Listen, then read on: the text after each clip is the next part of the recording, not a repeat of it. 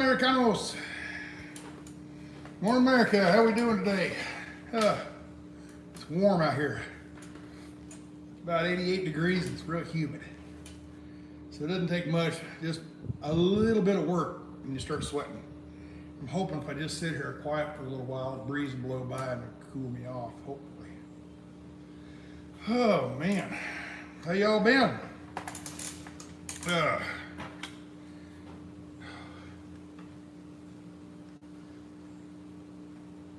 We're going to talk about audio today. Shop talk audio. So I got me this. New DJI mic. So it's been sitting at home for about a month. When I left to go back to the Convoy, he showed up about 2 days after I left.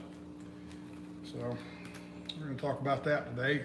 Get you a little bit better audio so you can listen to it a little bit better, hopefully. When I'm driving down the road, you can hear my voice and less of the engine and cab noise. So, man, there's no breeze here at all. I'm gonna move out there, okay? Oh yeah, there's a breeze right there. There we go.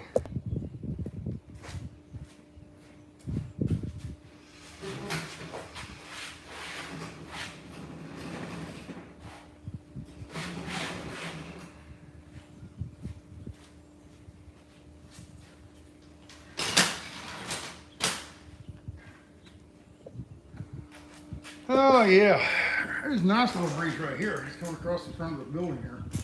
Let's see, I'm just outside the door here. It's coming and hitting that coming across. I was just inside the door and I couldn't feel any of it. Oh, that's much better. Yes. Whew. Sweaty, sweaty, sweaty. Just love Texas heat. Just absolutely love Texas heat. All right, we're smoking some amaretto flavor. Super value amaretto. Here we go. Amaretto pipe tobacco. Okay. Just the cheap stuff. I can't tell the difference between the good stuff and the cheap stuff. Pretty much tastes all the same to me. All right. Let me plug this in. So I don't use the battery on my phone. I use the battery on this external battery. Put that around there a couple times. And we plug this in. And we plug that in. Here we go. All right. Y'all been paying attention to my voice here, how loud my voice is? Okay. I'm using the mics on the phone itself right now. Okay. Using the mics on the phone itself right now. And hello, Wisconsin. How you doing? Oh, all right. Everybody give a shout out. Where y'all from? Let me read them out real quick. Hopefully that'll work.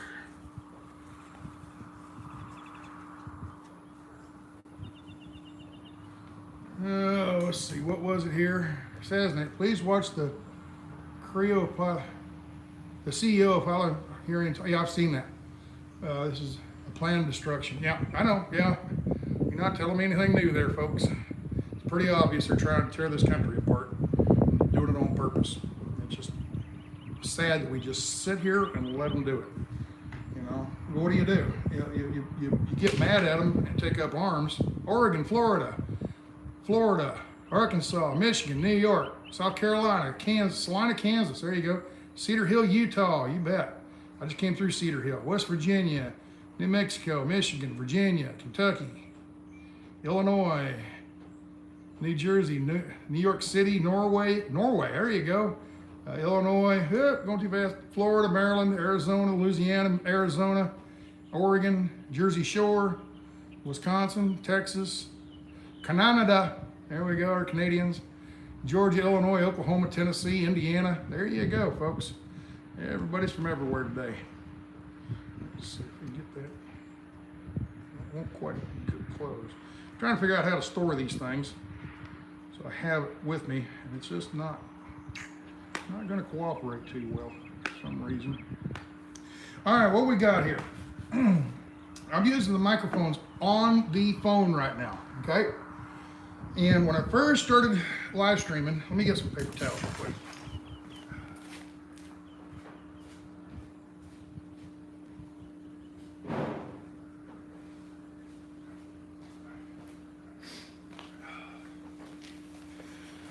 When I first started live streaming up there at Convoy, I just used the mics that are on the phone themselves. And it worked fine, as long as there's no wind or a lot of background noise, okay? They pick up from omnidirectional, from every direction equally, okay? That jackhammer over there and that backhoe over there, they're equally, it picks it up. It's not directional at all. It picks up every direction, okay? So that's the microphones in the phone itself. And there's one down here at the bottom of the phone, and there's one up here at the top of the phone, where the earpiece is. There's a couple different mics in this in iPhone, okay? And I was having all kinds of people, complaining, well, I can't hear with all the background noise, we can't hear you very well. Or it was windy. And that's all you hear. I'm like, all right. So a fella up there in Maryland, he lived down there in DC somewhere, and he sent me a message and everything. So, man, I'd love to help you, and I can, order stuff on Amazon or whatever. And this is what you need, he said. And he said, he showed me a picture of that on Amazon. And all right, it's a directional microphone. You can flip the switches to where only this microphone works, so it's very directional. It's like instead of a floodlight, it's like a spotlight, okay? So it shines, it just picks up in this area. So when you turn away, but when you get really close, you see what I'm saying? And it's very directional. There's a bike on the backside, which is very directional too, okay? It's almost like a flashlight. So if you're in line with the tube, it picks you up. If you're not in line with the tube, it doesn't pick you up so well, okay? It's not hooked up, I was just doing that. All right, directional shotgun mic.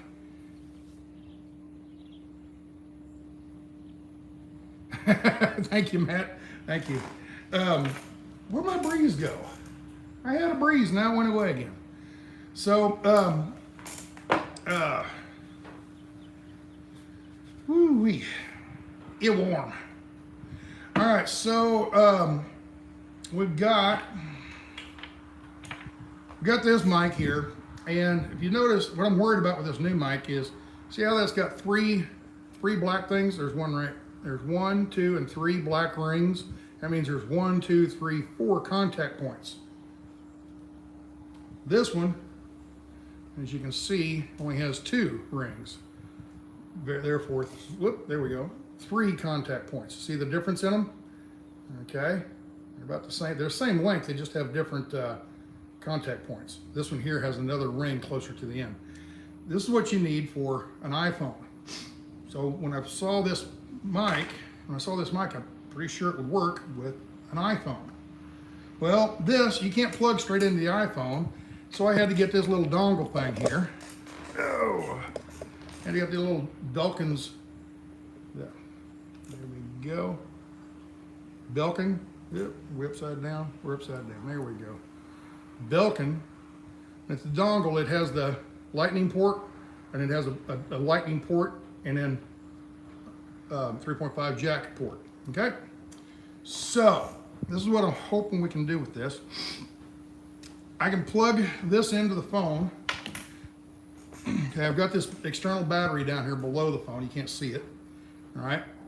There's this external battery that has a USB-A, goes to a lightning port, and you just plug that into the phone right here. Okay, you plug it into the phone. Well, then you have no place to plug in a dongle. I mean a 3.5 jack, and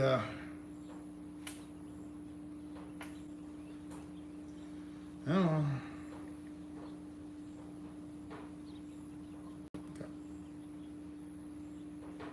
Okay. All right, so here we go.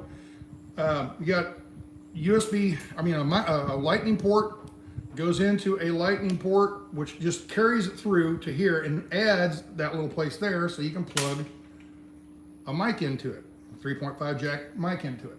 All right, now we'll plug that in. So now I've got electricity going up and charging the phone, and now I've added a 3.5 jack to it. Okay, got it. Now, that mic, let's hook it up. All right, bring it around. And all right, this is on the cell phones.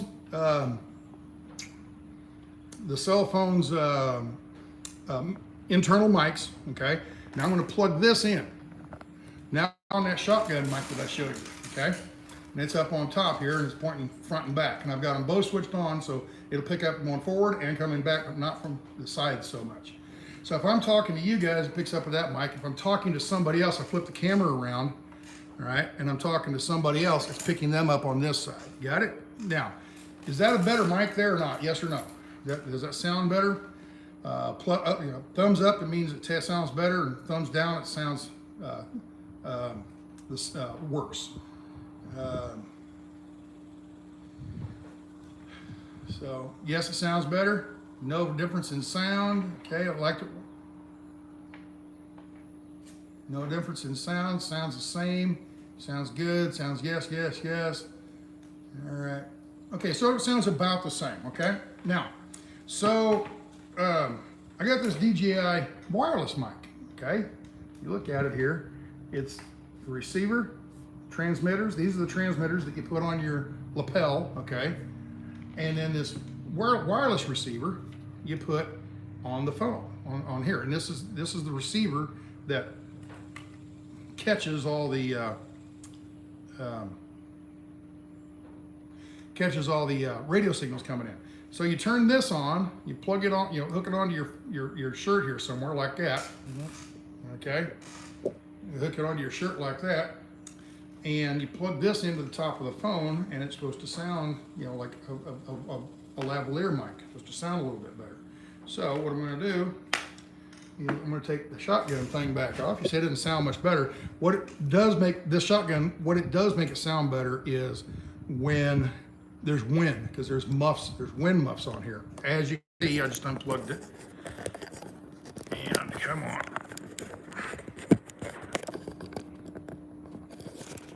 Come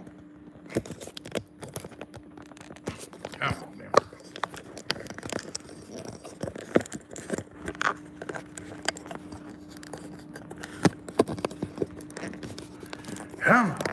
There we go. All right, so this is off now, and we're back to the regular phone. All right. So now what I need to do is take this gizmo, pull that off, put it up here on the hot shoe, stick it in there, aim it toward me here. Here we go.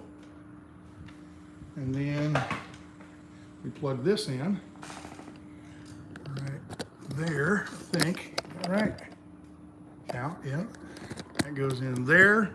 And this goes over to that dongle, and we're plugged in. Now, we're not working yet, okay? Because I still got to turn this on. Now, since I turn this on, all right, there we go.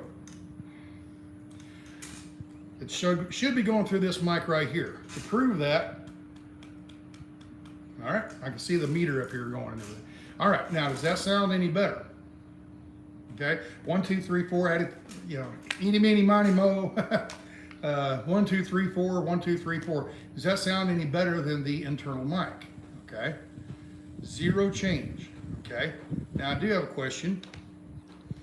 I want to see if it works as I walk away. I'm going to get up and walk away, and it should sound the same. Instead of the mic right here on the phone, it's coming through here, and as I walk away, it should stay the same. All right, so I'm going to walk away. Walk away over here. And my body's in between. My body was in between the mics. They say it can affect, but can you hear me? I can't read the screen, of course, but can you hear me good back here? 1, 2, 3, 1, 2, 3. I'm walking around, I'm doing stuff, I'm looking in the shop, and I'm doing whatever. Okay? Now, is the volume still the same as what I'm getting at? Okay? All right, now, is that better? Just lower the sound and more echo. Nope, doesn't work. Dang. I think it's because of that. Where'd it go? I think it's because of that right there.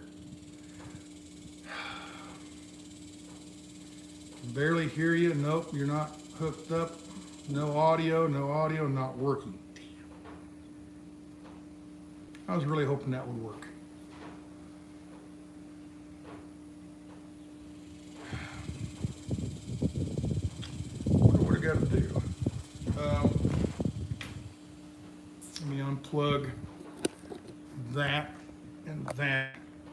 should be back on the regular phone, the phone microphone now. All right, so it's because of those little, this is just a little thing, goes from the receiver down to the, yeah, that's not working. All right, well, back to the drawing board, I guess. Pull that off, stick that back in there. $350 for that, and it's not working because of this right here. I think I need this kind of a jack going to that kind of a jack. And this here is wired straight into the mic, so I can't use this cord. Otherwise I'd just use this cord. All right, so I think I need a little shorty like this that has the two insulators over to a 3 insulator, okay? I think that's what I need. Bummer. All right. Well, wish I could think of something better to do there.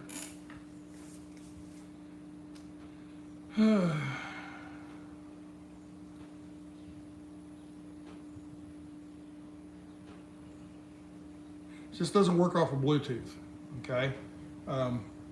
This works off of 2.4 gigahertz radio signal from the mic to the receiver. And then from there, it's hardwired into the phone, okay? So Bluetooth wouldn't matter. This isn't hooked up by Bluetooth, okay? Yeah, I have to do some more, studying and try to figure it all out. So I know how one way it will work. Let me try this. Now in here, I won't be able to have the external battery. I'll just unplug that. Okay, so here's the lightning cord, USB-A, the lightning cord to this dongle. Let's just get rid of all of that. Okay, let me set that aside for now. Now inside here, you've got the receiver, but you've also got this little gizmo here. So what you can do is you can pop this off, which is the cold shoe mount, right?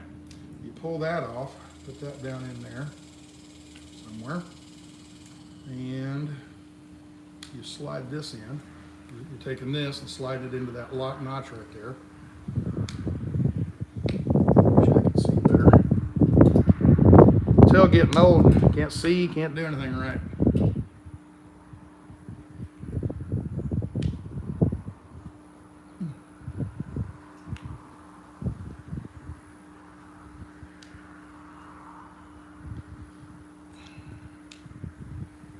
Oh, get in there.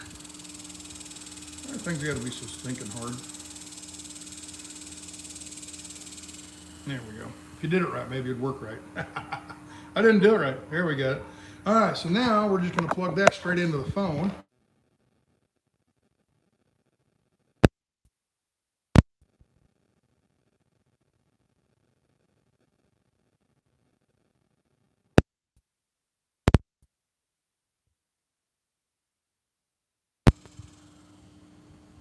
One, two, three. Ha! Does that sound any better now? 1, 2, 3. 1, 2, 3. Come on, there ought to be some sound. Much better. Great. All right. Hey, we got it working. All right. So now we've got to put the little wind muff on the top. So I can't. All right. So now I put it on there. I got the little wind muff on here because there's a bit of a breeze now. Finally. All right. So we got to use the lightning jack adapter straight into the phone, which means I can only use the phone for as long as the phone's battery is good for, because now that this is plugged into the lightning port on the phone, I can't charge the phone. See what I'm saying? I was really hoping I could use this cord here to charge the phone, because it only lasts about an hour when you're live streaming. All right. So that works better. Sounds great. Left right in front of the TV. There you go. All right. I'm going to walk over there, and I want to see if this picks up over there as good as, same thing I just did. And I'm going to take my water. All right, so I'm over here. Now see the mic is on the back side of my body here. My body is causing it to interfere with the signal. So a lot of times as I get farther away and I turn away from the camera, I lose the audio, okay? So like now, I might lose the audio right now, but I don't know. But anyway, I come over here and see, here's the mic, so you can hear me really, really well, okay? All right, so let's see if that's working. Let's look at this real quick.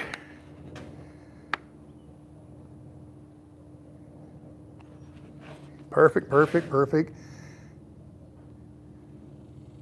Good, good. All right, very good. Now I'm going to take this over there and take it off.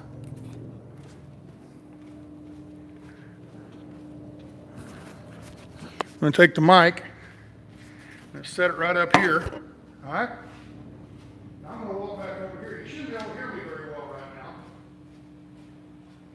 All right. Now what I'm doing here is I'm trying to find out that mic right there should be hearing everything, but it's so far away from me now you shouldn't be able to hear me unless the mic's on the phone. Can you hear me good? 1, 2, 3, 1, 2, 3. Can you hear me okay right here? Nope. Perfect. What that tells me is that's the only mic picking up. This, can you hear that? Me tapping the phone, can you hear that?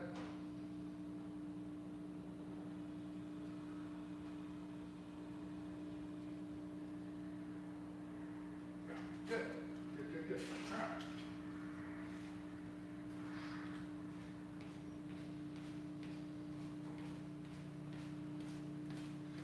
All right. So now I got the mic, sticking it back on there, and we're back to good. So we got it going on now. So when I'm driving down the road, you'll be able to hear me because the mic is this far from my mouth instead of way up there on the dash, and you won't hear as much cab noise, hopefully, okay? There's a bit of a breeze just started up. I mean, it's, see, a nice little breeze is blowing. So, which feels really good. All right, very good. I'm glad. Okay, my sound is great. Sounds great. Says great. Yes. Yeah. All right, very good. All right. So now I know if I'm going to use the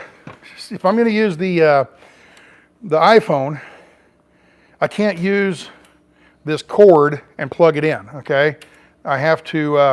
I just have to plug it straight into the thing, and what it's going to be doing is taking the electricity out of the phone, so it'll probably only last maybe an hour doing that. Okay, so that'll limit my streams to an hour unless I unplug this system and plug a power cord in, and then I'm back to using the regular, you know, the what do you call it? The iPhone's microphones. So, all right. So we got that done. All right, we got good audio. Now, see, I'm clapping my hands, and it's right here. You probably really hear that. I'm probably peaking right now, so I'll have to go in and adjust that because I didn't know how high to adjust this thing. Let me try to adjust it real quick.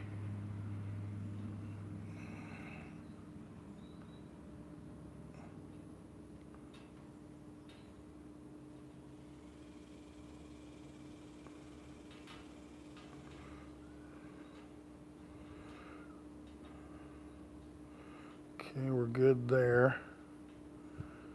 Trying to remember how to all the memories or the menu here.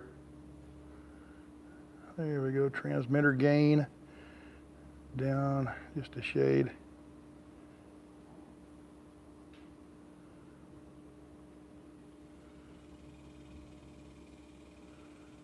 Oh, we're using the other. All right, I got this transmitter. This is actually transmitter 2. When I pulled it out of the thing, this is 1 and this is 2. So when I pulled that out, this one is set at a +4 gain, and I'm kind of almost peaking I'm getting right up there toward the peaking, okay? I'm gonna turn this one off. Basically, you take it out, you put it in there, that turns it off. You turn this one on just by pulling it out, okay? And there we go, we should be on. Take the wind muff thing off. Put the wind muff on. Take the wind muff out. Put the wind muff in.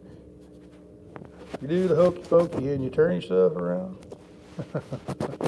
Come on. Got to line it up here. There we go. All right, so this is one. I've only got it turned to +1 mic gain, okay? This one should, when I put it in here, it should turn off. There we go, it's turned off. All right, now this one here, the mic gain is down just a little bit, okay? That one there was +4, this one's only +1. Which one sounded better? Mic 1 or mic 2? Which one sounded better? Mic 1 or mic 2? And I'm talking about the same. Sounds a tad lower, okay? All right, very good. That's what it's supposed to do. I like it, I like it. Mic 2 sounded better. Sounds about the same. Mic 1 sounds better. All right, mic 2. Okay, depends on who's hearing it and everything.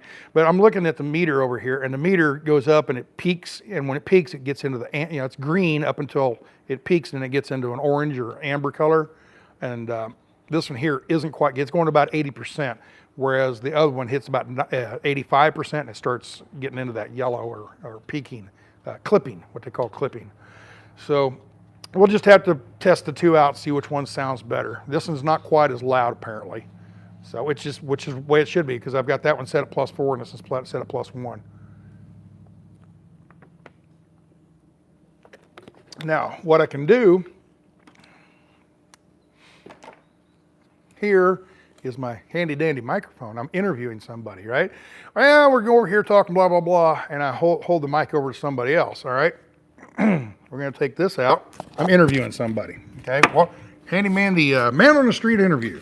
Okay, we got both mics working now, okay?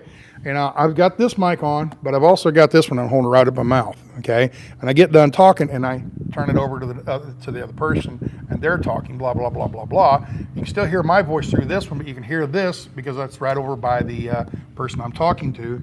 It's by there, and it's just barely clipped on there. You get the idea. But I'd make up something besides a fly swatter, but you know what I'm saying. Let's turn it around, maybe we'll do this. Clip it on there, maybe. Is that gonna work? I don't think that's gonna work. That's not gonna work very well. Hold on.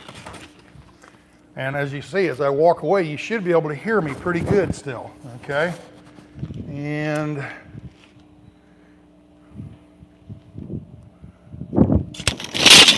here we got a piece of aluminum. I got this piece of aluminum here. And you like that, how I walk away but you can still hear me well? I like that. I hope that works well. All right, now I've clipped this onto something nicer. It's just a piece of aluminum angle iron, but I can turn it, put a wind muff on there, make something nice to clip this on. And I think VideoMicro or Rode audio systems, they've got a little plastic handle that they can clip their version of this. They can clip that onto it and then put a big round wind muffs, stick it on there. Foam wind muffs, and stick that on there. But as you can see, I can put this right here. Now, as I'm interviewing somebody, I got it right up by my, and the man in the street today, blah, blah, blah. What do you think about this? And then I turn it over to them, blah, blah, blah, blah, blah, and they talk. They can still hear me through this one. There's hearing it through both of these right now, okay? But when I put this over by their mouth, they can talk and I can interview them back and forth, okay? And I keep my audio the same all the time, okay? So, or if I'm sitting down interviewing somebody, I can just clip that on their lapel and we both have our own microphones. So, pretty cool, huh, dude? So, but yeah, I love that. And then these have about 5-hour battery life. The thing on here, the receiver that's on the phone, that has a 5.5-hour battery life, and the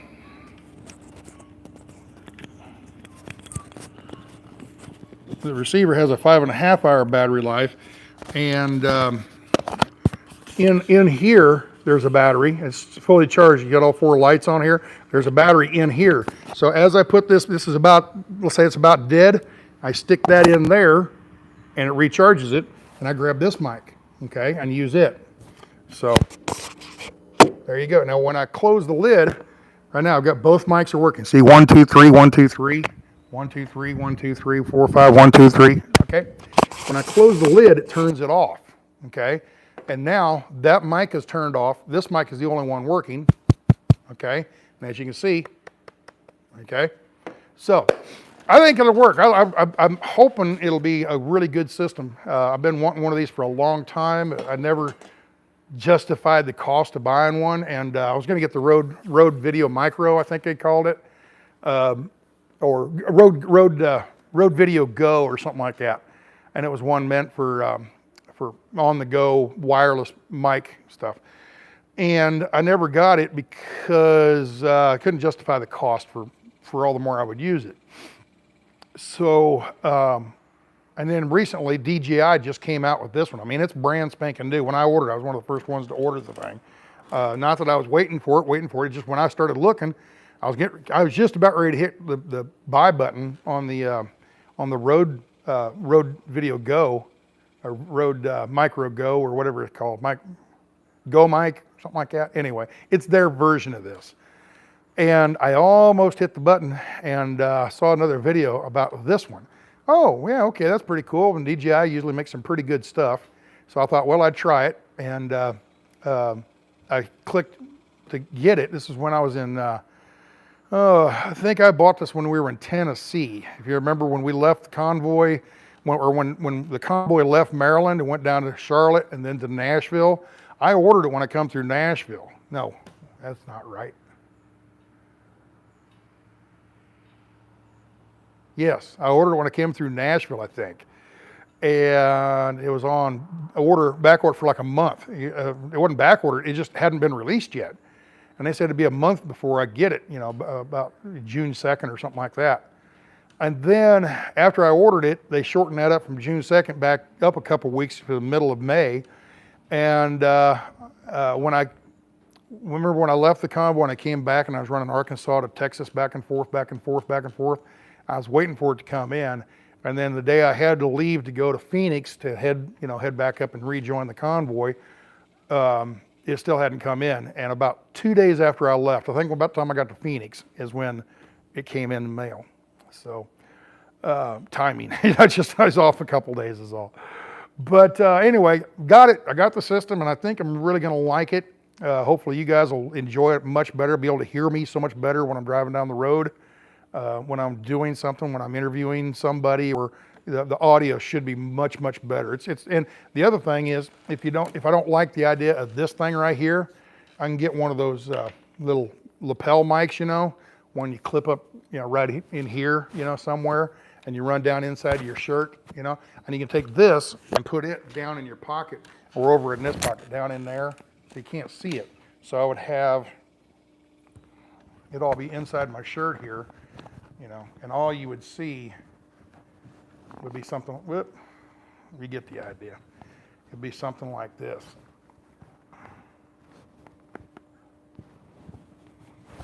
All you would see is a little mic right there, and you wouldn't be able to see anything. So you can use it with a lapel mic too, all right? But I'm not worried about that too much. I'll get out of there. So, Toby, thank you.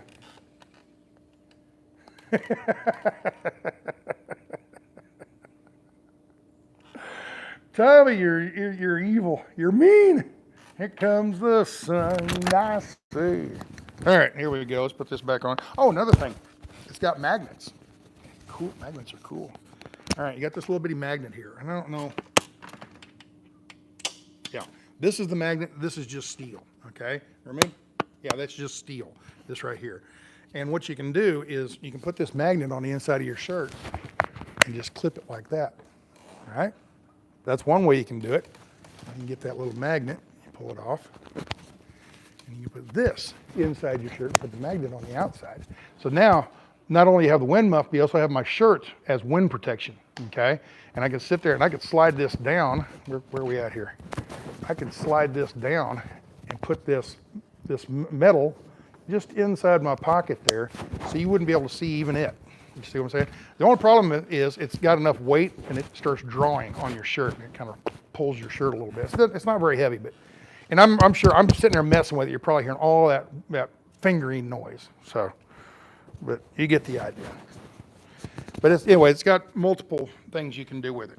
If I want to, I got the magnet on here, and it's magnetized. I can magnet that onto something.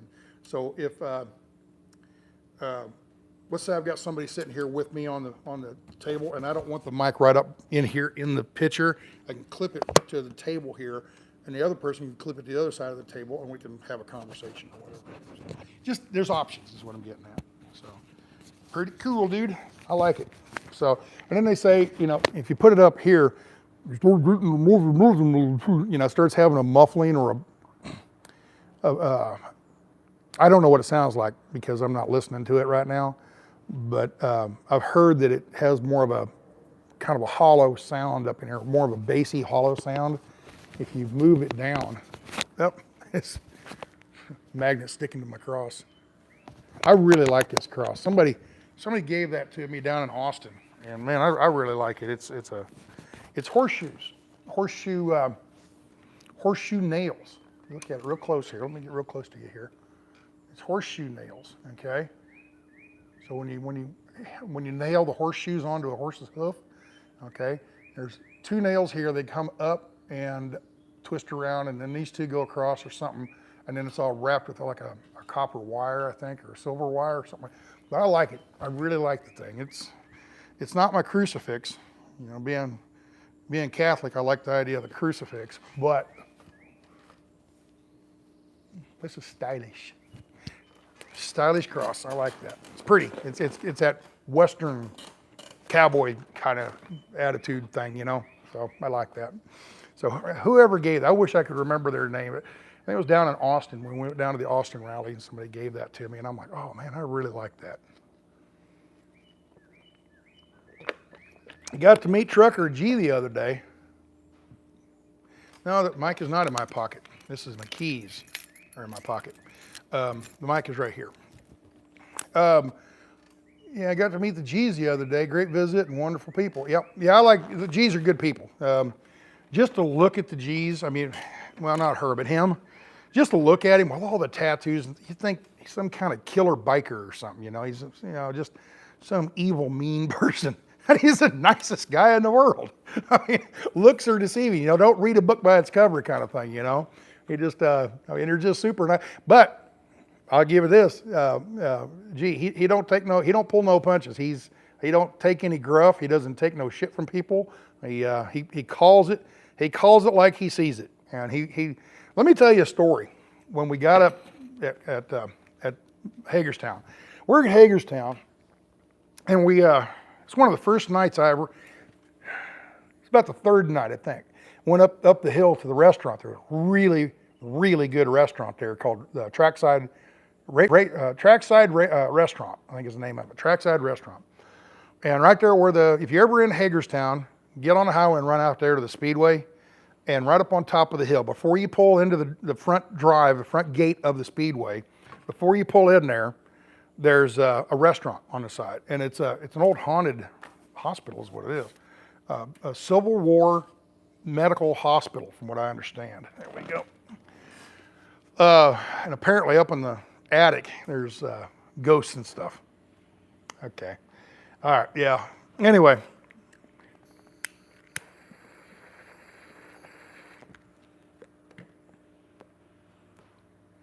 So we're up there eating, and I'd been up there a couple times before, and this was one time I come up and we sat at a big table with Trucker G and his wife, Joe and me, and Gray Wolf, and some lady that was with the convoy, and three other people. And these three other people come and sit down. They knew that other lady. I don't know who the lady was, but I'd seen her before, but I don't know who she was. Anyway, they knew who this lady was, and this lady comes in. Oh, hi, Trucker G, how you doing? She knew Trucker G pretty well, okay? And she didn't have a clue who I was, and I don't think she knew who Joe was, and probably didn't know who Gray Wolf. Maybe she knew Gray Wolf, I don't know. But anyway, we all sat down. We were already sat down at this table, and they says, hey, I got my three friends here. Can we just go ahead and sit down with you? Well, sure. So we pulled up another table and just made it a big, long banquet table. It was like 3 tables all put together. So we're all sitting there talking, and Trucker G, he whispers over his wife about something, and I I noticed it, but I didn't think nothing of it at the time. I think he was just saying something quietly to his wife. Then he says, I think he's talked to Grey Wolf. Grey Wolf, come here. Yeah, that deep voice, you know. He said, hey, Grey Wolf, come here. And they stood up, walked over to the corner of the room over there, and they talked for 15 seconds is all. I mean, it wasn't very long. And he comes walking over to that lady, and he says, I don't know, pick a name, Melinda, Miranda, you know, Melissa. I don't remember what her name was. But anyway, he looks at her and says, you know, I know who you are, but I don't know who these three people are, and I do recognize them. You don't know who they are, but you recognize them. He says, and he looked at these people and he says, wasn't you the ones down there at the gate causing trouble about a week ago? Yeah, there was, the whole way through that convoy, everybody was always on edge. Antifa, Antifa, oh, scared to death about Antifa. Everybody's worried about Antifa. Somebody changes lanes in front of you to, you know, they're in the left lane, they change their lanes in front of you to go over and get an off ramp. Antifa just cut me off. No, a guy going to work just changed lanes to get off to the off ramp, that's all, you know. So everybody seemed to be on edge. Everything that even remotely kind of thought of as being negative, Antifa's doing it. Antifa, just, whatever. So anyway, but there was a day, it was probably about the 4th or 5th or 6th day of the convoy, or the Hagerstown. Within about the first week, they had a couple cars came in trying to disrupt. And the security that was around recognized them somehow or another, I don't know. And they're all saying, hey, get that car, turn that car around, turn them around, you know, get them out of here, make them leave, you know. You know, I'm like, what's going on over there, you know? So I turn around, walk up, and they got this little black car kind of surrounded, right? And there's 2 or 3 people in that car, and they were screaming back and forth at each other, blah, blah, blah. And these people in this car were being belligerent, and the people outside hovering around the car were being belligerent, and it was just, you know, humanity at its best, I guess. So anyway, somebody, somehow or another, recognized them as being the bad guys. As far as the convoy is concerned, these were bad guys. Okay? And they turned them around. They were trying to come in the parking lot and go back in there and camp and do something and start some shit up, right? And somebody recognized them somehow. I don't know how. Somebody recognized them. I know those people. They're bad actors. Turn them around, get them back out of here. So they turned around and, you know, everybody, you know, boo and hiss and boo. I mean, nobody was throwing any rocks or nothing like that. It was just throwing insults and get out of here, you no good, blah, blah, blah, you know. Well, here it is, a week or so later, we're up there at the restaurant, and G comes over and he's, I know you. I know who you are, but I don't know who these other 3 are, but I do recognize them, and I'm not going to eat with them. I'm not going to socialize with these people. They're no good. You know, either you guys get up and leave, or I'm going to leave. One of the two. What I'm saying is, G doesn't pull any punches. He won't sit there and quietly just, well, you know, mind his P's and Q's or whatever phrase you want to use. I ain't eating with you. So they all got up. They didn't argue with him or nothing. They knew they were busted, and we're like, wow. See, what they were trying to do is come in and ingratiate you to somebody, and then, oh yeah, and somebody would vouch for him and let him come into inside the racetrack, the speedway, and then once they got in, they could stir some shit up, okay? But just to drive in, they knew they couldn't get in. But if somebody, oh yeah, they're with me, come on, you know, oh yeah, okay, well I know you, and you can come on in, and you vouch for them, yeah, okay, they can come on in too. So that's how they were trying to re-infiltrate the encampment, whatever you want to call it, the speedway. So, but it's just a story I remember with G. He said, I ain't gonna eat with you. I don't know who you are, but I recognize you, and I ain't eating with you. I'm not gonna be breaking bread with you. I don't remember how he phrased it. It was something similar to that, something like that.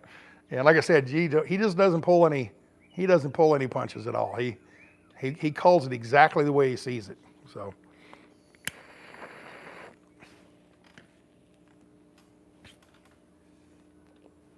That's one of the things, G, I never had to harp on it or anything like that, but he mentioned it to me a couple times. Be careful who you hitch your wagon to.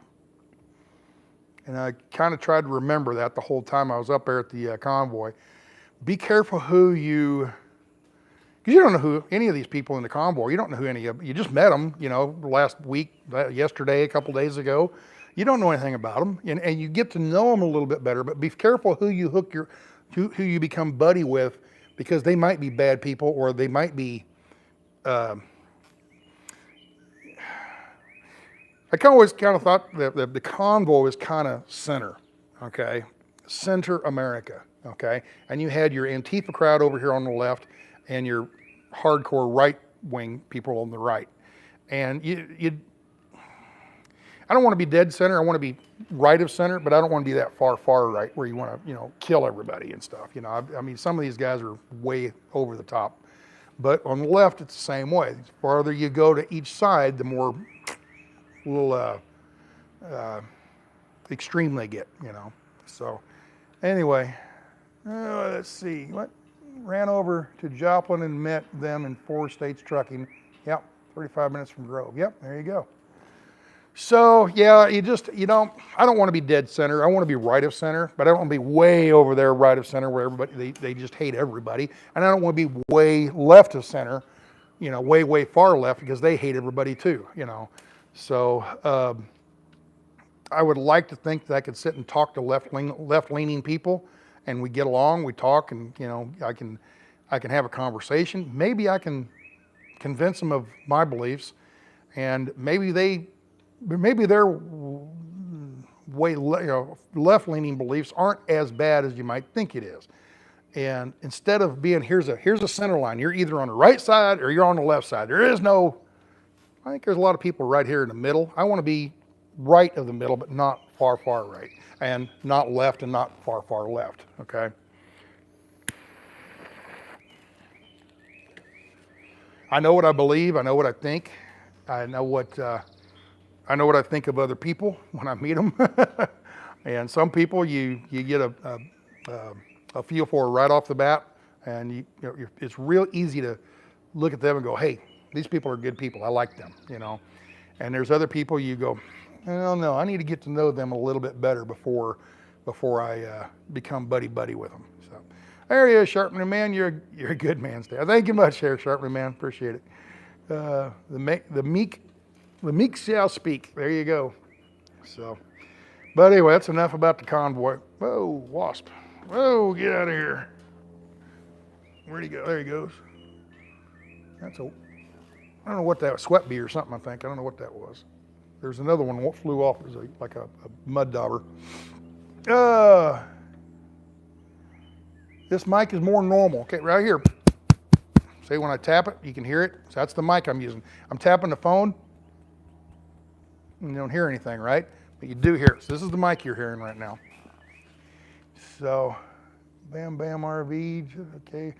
I knew right away you were a good person. That's why I subscribed to you first. Oh, okay, thank you. Sleep restoration. The never sent more sleepy movement. They should be at Hunker Downhill. Sorry, I'm not there. I shouldn't say that. I don't know enough about the 1776 movement. I left before that even started. You know, I left on a Wednesday morning to go get loaded. And that all came about, I think, on Saturday. The Convoy shut down on Friday. That whole Friday was a bad day, you know, and everybody kind of lost their minds for just a little while there, and a lot of people left. A lot of people, the people that stuck around, decided to rejoin and remake this new movement instead of the People's Convoy. Those people started this 1776 restoration movement, and of course they don't have any funding. That's the problem, and I think they're getting a little bit of money. I heard Pam told me this. I was driving somewhere and called her, and she goes, "Oh, they're doing karaoke tonight, trying to raise money for karaoke." I don't know about that. Kind Kind of wished I was there. That would have been entertaining. So.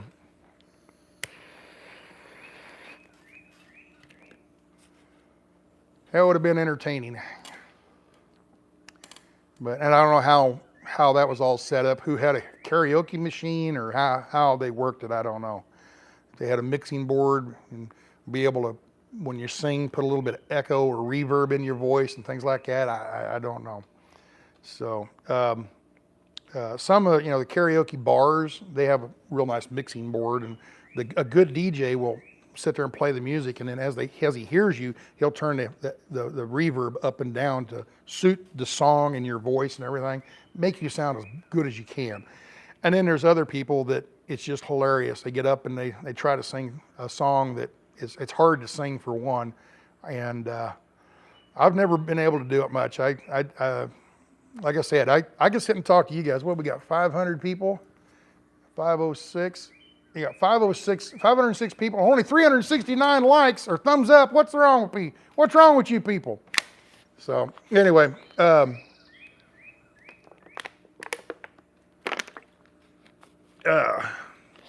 so we got 500 people sitting here, and I feel like I'm talking to one person. This camera is one person. I'm just sitting there visiting with you, okay? And I don't get stage fright, but I get up on stage and there's a bunch of people looking back at me. I freeze up. I get real nervous and shake and whatever. And it's weird. I don't know why that is. I mean, there's nobody around. I'm out here by myself. For as far as I know, I'm talking to myself out here, So, but if all 504 of you were sitting right out here in front of me, I would be able to, I would probably freeze up. I wouldn't be able to talk to you. I don't know. So I've gotten up in bars before and sang at karaoke 2 or 3 times, and it wasn't good, because by the time I had enough liquid courage, this is coffee, but by the time I had liquid courage, and I was too drunk to do it, I get up and just embarrass myself. People are back there going, oh yeah, if I was sober enough, I think I can carry a tune okay. I mean, not good enough to be a professional singer, but I think I can do okay. But with people looking at me, I get nervous, and I can't, I don't know. I just can't do it for some reason. I think a lot of people are like that. I'm not the only one. You want to see my cows? They're down in the pasture down there. You want to see what those little bastards did? They tore shit up. They tore everything up. They got up under here probably when it was raining or something. Hey, sharpening man, oh, thank you. Another one? Thank you, very good. Appreciate it. They got up here and tore stuff up. I've got some firewood here, and they get over there and they get to, with their head, get to pushing stuff around. They knock them out there, they knock them over here. They got all their footy prints, muddy footy prints everywhere. Got to sweep this all up now. My milk can, actually, I better not say that's my milk can because I stole that from Pam. I knocked it over. And then, look at this. These big reels. These reels are heavy. And they knocked one clean off the patio, messing around in here. What's their problem? Let me set this.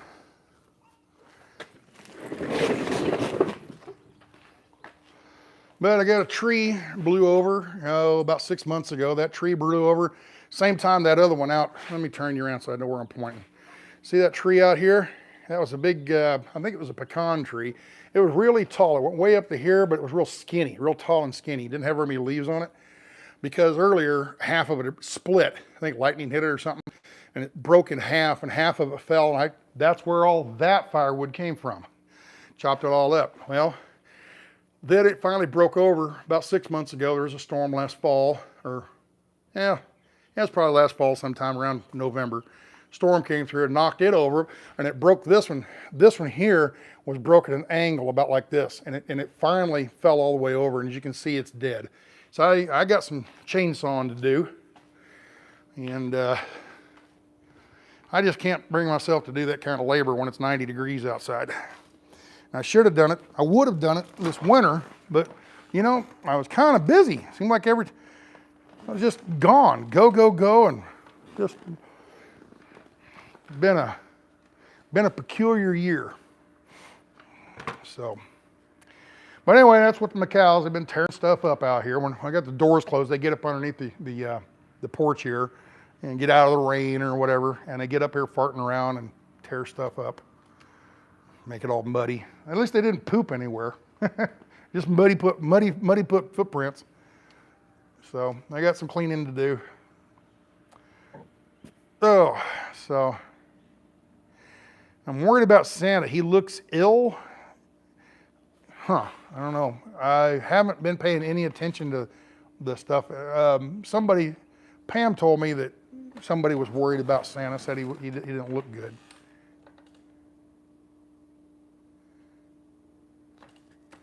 You're what? I can bring the dogs out. Waving a hand from Northwest Arkansas.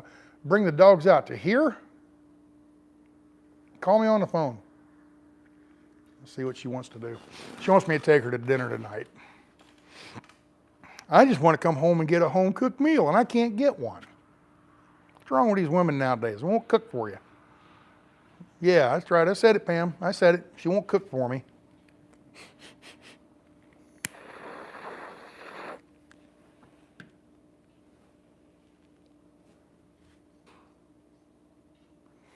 What about my tooth? It's still healing. I got the implant is in there. Hold on just a second. Let me look, see if I can find something here. See, as I walk away, see how this is? I walk away, you can still hear me real well. I'm gonna walk over here and look at something. And here we go. Ugh.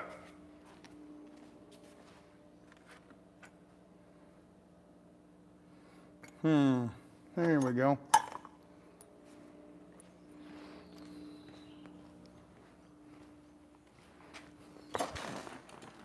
You ever heard of, you know what a riv nut is? A riv nut, or they call it riv nuts. There's different companies make them, and one's called a riv nut. One company's called a riv nut. One's called a something or other. But a riv nut is this right here. Okay, that's a riv nut. Okay, it's got threads on the inside. Okay, and the threads are up in this section up here. And then this has these little slits and these little bulges. So what you do is you find the right size drill, and you drill a hole in a piece of metal. I used these in the van when I was building the van. All that metal structure that's bolted into the van, I used these, okay? So I knew I needed a bolt right here, so I drilled a hole, and you put this in there, and then you take a nut, okay, and you screw that in, okay? And as you tighten that up, you take a wrench and hold it here, and you take a socket, a ratchet, and ratchet it on the ass end. And what that does, it pulls from here and here, and it squeezes this whole thing short. And as it squeezes this whole thing short, this expands right here. This piece right here expands out, and it's like a rivet. But then when you turn it the other way, you unscrew that. Now you've got it, you put it in there, you tighten it up, it expands on the back side, and then you've got a bolt in the sheet metal, okay? Very similar to when you hang a picture on the wall, you drill a hole through the sheetrock, you put one of these plastic ones like this in there, you put that in there, and as you tighten it up, the plastic on the back expands, and now you have a good anchor for hanging a picture on the sheetrock wall, okay? This is for sheet metal, those plastic ones for sheetrock. Basically, I got a real small, I think it's titanium, a real small one of these sitting about right there, okay, in my skull, in my bone. All right, I had a tooth went bad. I had a crown on it. I had a crown on it, the tooth years ago, it was bad, had a cavity here and cavity there, and it got bad enough, let's cut it all out and put a crown on there. So they put a crown on here and made it look pretty, right? Well, when you have the tooth and you have the crown where it goes up and seats in, okay? It seats in right along here where it seats, it didn't have a very good seal there, and liquid saliva got down in behind it and started rotting this part of the tooth out. Okay, here's the tooth, here's your root up in your skull, and here's the exposed part of the, this is the exposed part of the tooth.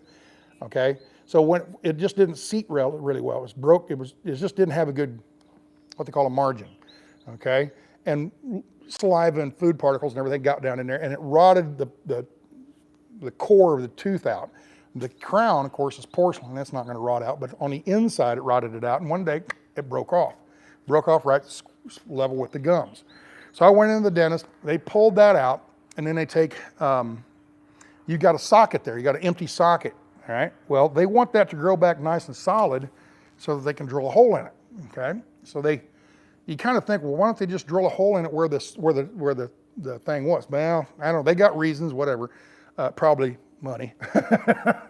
But what they do is they pack that socket where your root used to be, they pack it with bone material, cadaver bone.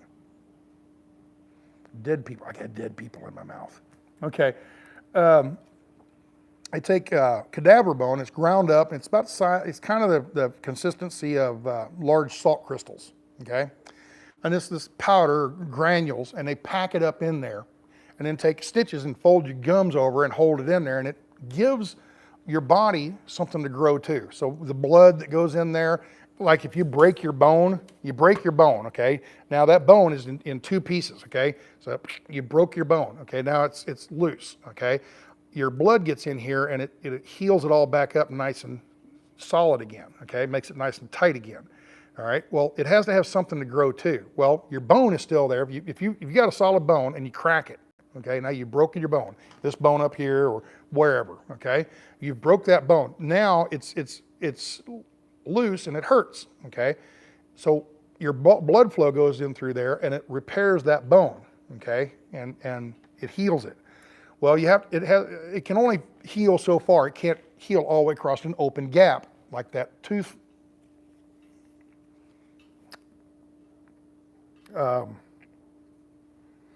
That socket, it's too big and open.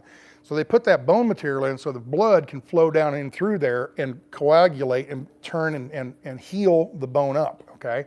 Once that's all healed up, which took about 3 months, about 3.5 months, then they come in and they take a drill, and they drill a hole up in there, and then they take a smaller version of this, titanium, I think, okay? It's not magnetic. I mean, I don't know where it went. No, right here. That's right here. See? The magnet doesn't stick to it. But anyways, I think it's titanium. Some kind of metal like that, okay? And they put that up in there. Now your bone has to heal to that implant, okay? This is the implant. Then after that, and there it is, it's just up inside my gum up here in the bone.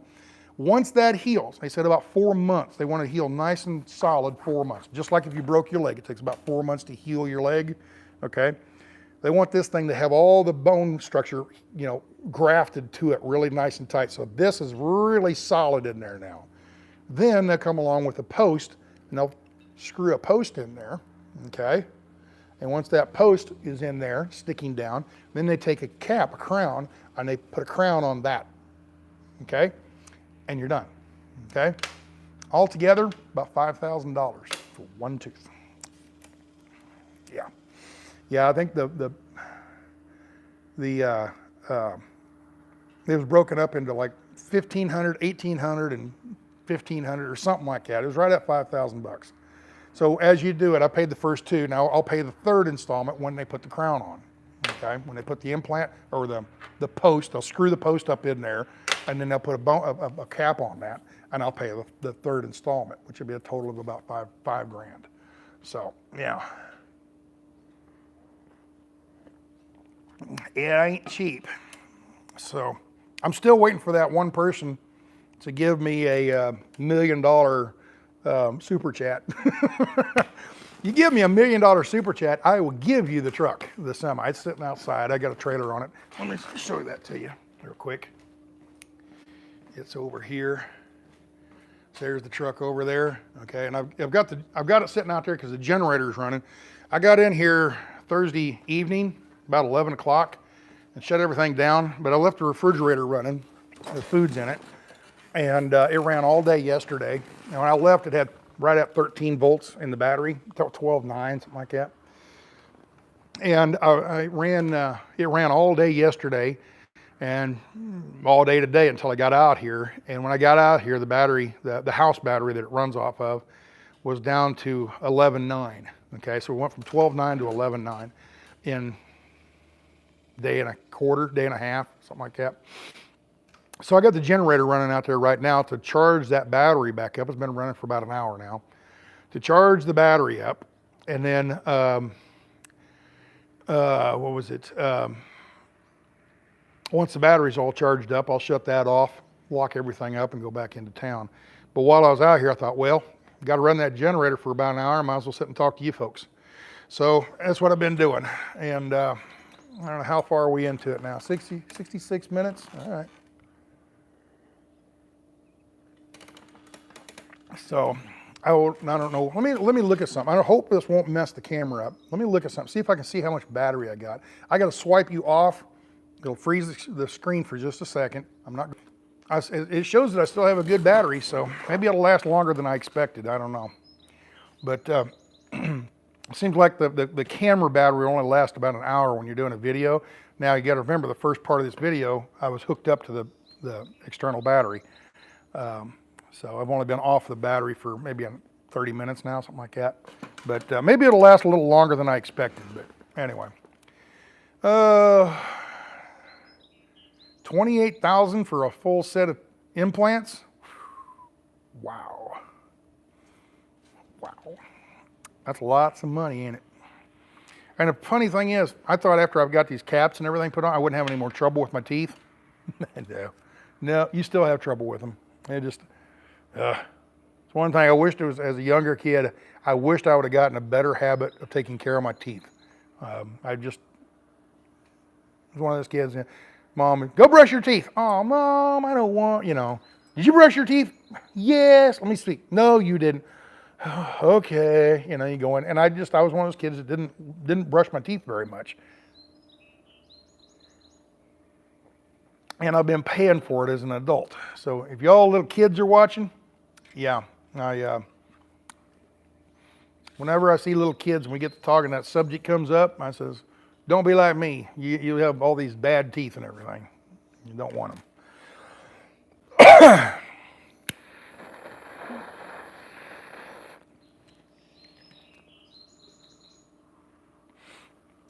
Then on the other hand, we lived out in the country. We lived on well water. And so I didn't have fluoride in my water, which, did that contribute to having bad teeth? I don't know. I think it was more just me not taking very good care of them. But then you hear all these other people, these conspiracy people, they say, oh no, you don't want fluoride in your water. Fluoride in the water, that's bad stuff. Oh yeah, you don't want that. I don't know. I don't know. Don't know. There's so many conspiracy type stuff, and some of it you gotta go, there's something to that. And then there's other conspiracy stuff where you're like, come on, really? So the jet streams, the jet trails, they're putting stuff into the jet fuel that's putting it into the air, and the air, it's killing us all or making us all compliant, making us into zombies. What? I don't buy that. Bigfoot, I don't think there's such thing as Bigfoot. Loch Ness Monster, I don't think there's Loch Ness Monster. Ghosts, I believe in spirits, but I don't think of the ghosts that haunt the house and everything. Maybe there are, but I've never seen one. I guess chemtrails, that's it. I've never been a big believer in ghosts. People, oh, the house is haunted. Yeah, sure it is. I'm sitting here and I hear something pop. What was that? It's a ghost. No, it's the sun shining down on the metal barn, and the metal building is expanding in contraction with the heat, and the metal popped. That's all. It's just stuff like that. You hear a bump in the middle of the night. There's a squirrel up in the attic. So no, I don't buy that stuff. mine was haunted. Yeah. I guess, I don't believe in that stuff. I guess I've just never been around any of that. If there has been a haunting, I have never been around one. I've never been close enough to anything like that to believe in any of it. So, not saying it's not true. I've never seen it. I don't believe in it.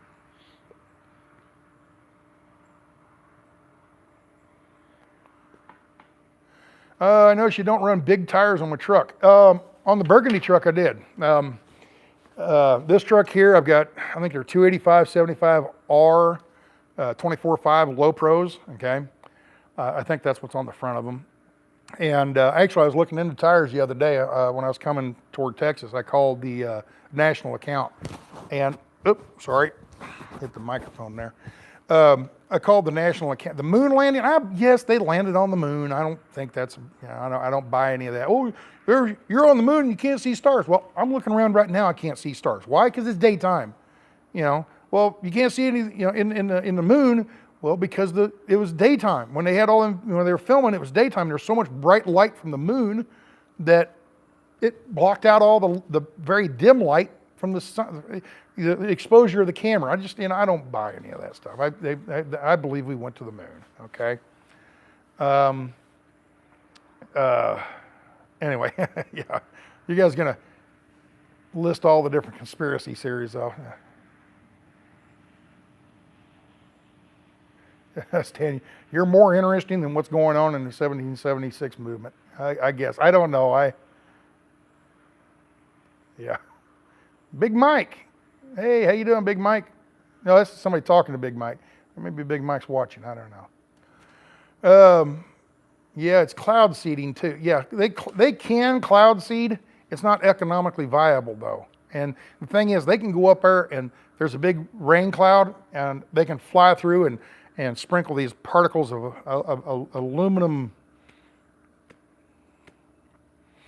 phosphate, something like that. Anyway, and it gives the water molecules something to start collecting to, and eventually it makes it rain.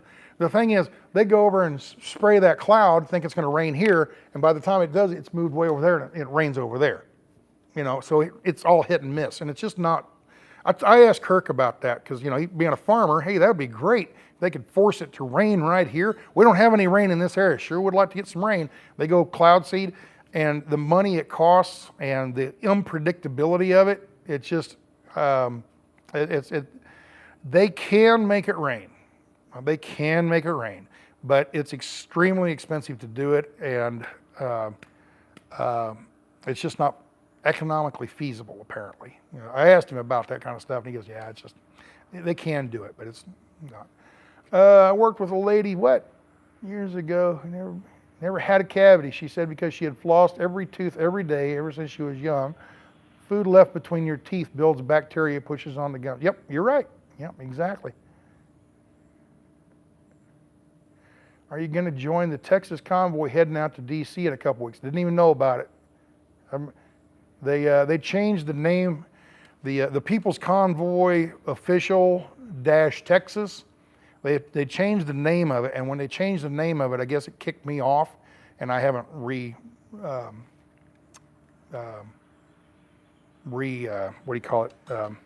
rejoined that group. I just did. I don't know. Maybe it'll grow. I gave it my best shot for 3 months, the better part of 3 months, and I'm just wanting to go back to work right now. I just want to go back to my old life the way it was for a while. Maybe somewhere down the line, something will come along and I go, there we go. We got another shot at this. But as of right now, I'm not pursuing it any. Let me get this a little closer so I can read this a little bit better.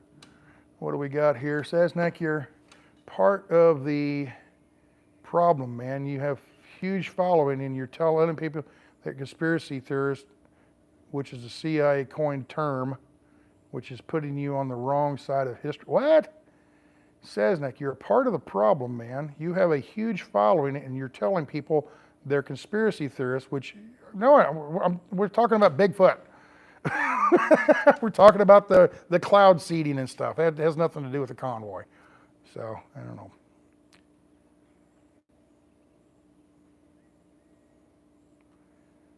Yeah, no, it's the thing is, 3 emojis, yeah, it's just when somebody puts 50 emojis on there and just, it's useless. Why do that, okay? Yeah, if you put 4 emojis, you're not gonna get kicked off, okay? But if you do 20 emojis every time, boom, boom, boom, boom, boom, it just wastes screen space, you know? People's Convoy, total waste of fuel and time, glad to see you home. No, I wouldn't say that, Ralph. I wouldn't say the Convoy was a total waste. What it did, it made people aware that, for one, there's a problem. If they didn't know there's a problem, they're aware of it now. And even if they were aware of it and they thought they were the only one that thought that way, they realized there's other people that think that way, you know? So yeah, it brought attention to a problem. Okay, it did. It brought attention to a problem. The problem with it was, after a while, people kind of lost interest in it. Oh, it's this convoy is about this personality here, you know, and the money became an issue. People were donating money and then not seeing much of a result. I don't know what they expected. They donate some money and then we were going to go into the DC with guns blazing or something. No, it's just, it's an awareness campaign is what the Convoy was. It's an awareness.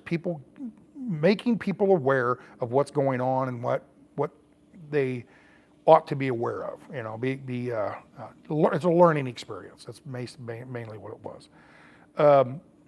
I don't know what else we could have done. I mean, now I got in trouble with the Canada people. I got in trouble with the Canada people here a while back when I made that video after the convoy dissolved on Friday. Well, on Saturday, I figured, well, I better put a video out about something. And I put a video out, and just in my haste of telling the story, I just kind of glossed over Canada real quick and said, well, you know, they went up there and, you know, I guess they wanted to go up there like Canada and just burn the place down. Canada didn't burn the place down. But they went in there and they occupied, okay? They went into the downtown district of Ottawa, right in front of their parliament, and they camped out and, you know, did their protest, hey, hey, ho, ho, and it was all peaceful. They weren't doing like Antifa, BLM, or whatever, burning the buildings down and, you know, shooting at cops and, you know, lighting police cars on fire. But Trudeau, being the socialist, you know, dictator asshole that he is, he decided, I better get this under control, otherwise it'll grow and it'll get out of hand. So he came in with a real heavy fist and knocked him down real hard. Okay, so I didn't really mean it as in, you know, Canada went in there and was, you know, the Canadian truckers and people that were with the Canadian truckers. There was a bunch of farmers involved and stuff like that too, just general people. And they didn't go in there and riot and tear things up, but they were there and they were a presence. And the powers that be, Trudeau and the government up there, they go, ooh, this isn't good for us. We need to stop this. We need to stop this and stop it quick. So what they did is they went in and shut it all down pretty hard. And, you know, the whole history on that. So I didn't mean to make it sound like the convoy in Canada was a bad thing, okay? It was a bad thing from the government's eyes. You know, the government looked at it and go, we can't have this. We got to knock this down or it'll grow and get out of hand. So let's squash it while we still can, okay? So we saw what happened. They went into Canada. They went in and occupied Wall Street. They occupied Ottawa, okay? And peacefully, but they went in and we ain't going nowhere. And then they went down, sorry, I've got to remember that's there. But they went in and they also down at the border, they blocked that border crossing off, and that was, that gave them a reason to knock them down, okay? If they wouldn't block that border, maybe the government wouldn't have done what they did. But they blocked the border crossing and wouldn't let people come back and, you know, free trade. There's all these other borders they could have crossed anywhere, but they blocked that one, wherever it was, and wouldn't let people come across there. And it disrupted trade, and that gave the government a reason.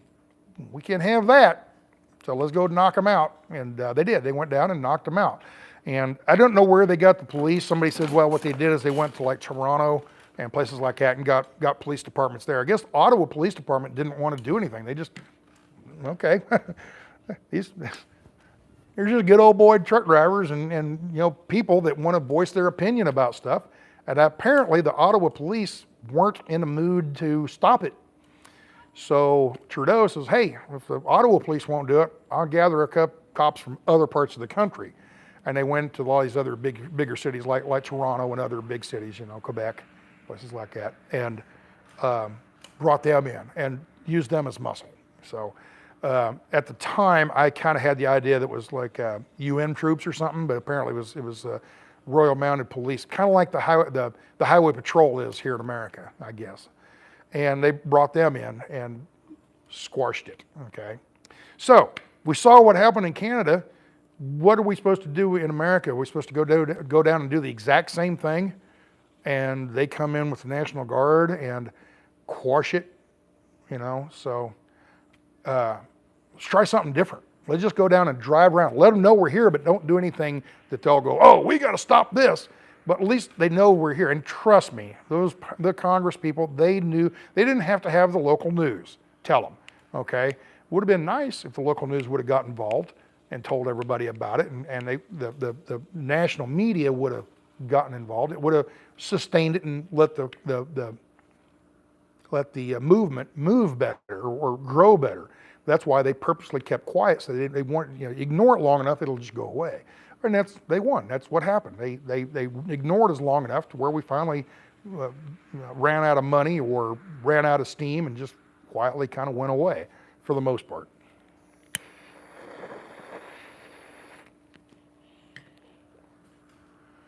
What was I? So yeah, what do we do? I mean, some of the convoys that, you know, there was the People's Convoy, and then there was these other convoys, I think the Freedom Convoy or something like that. There was other groups of convoys that were coming in, but none of them really joined up. If all the convoys would have got together, it would have kept getting bigger and bigger and bigger. Because of different mindsets of the leaders of each convoy, I don't want to get involved with you because then, you know, I'm the leader of this convoy. If I join you, then I'm just another worker, you know, and I don't have my leadership, you know, whatever. So I think there was a little bit of ego stuff there going on. I don't know these people good enough, but I think that's what was going on, just a little bit of ego stuff. And that could have been on the People's Convoy side too. It could have been Brian and Mike and Marcus. Maybe they had ego, or the other organizers, I don't know their names, okay? Chris Young and her husband or whoever. Maybe they had the egos. I don't know. But for whatever reason, the convoy just never, it lost steam and just slowly started drifting away, you know.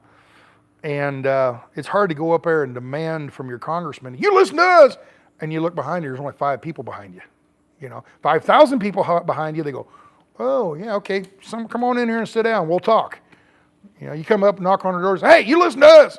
They look behind you, see 5 people, they go away, I got a meeting. See, I got somebody else to talk to. I got somebody more important to talk to.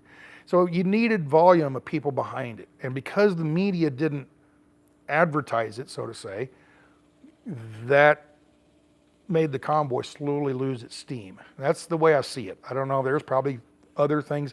A lot of people are talking about, you know, government agents infiltrating and getting in there and starting different, you know,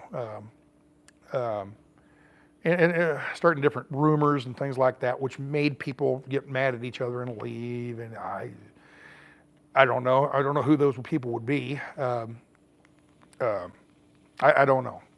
I don't know. But could be. Could very well be. And it's hard to read. It's hard to read a man's heart. You know, what does he actually really believe? He'll sit and tell you one thing and then actually believe or do something totally different. So, yeah.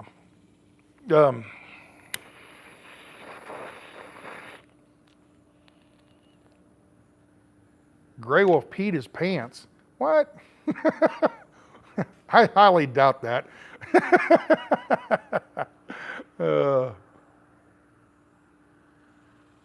Going back to California was the beginning of the end. Now, see, I thought the other way around. I thought going back to California, when they floated, the Convoy was already dying. If we'd have just stayed there in Hagerstown, it would have slowly died anyway, okay? We showed up, there was about 250 trucks and what, 500, 400, 500 cars and campers and stuff, you know.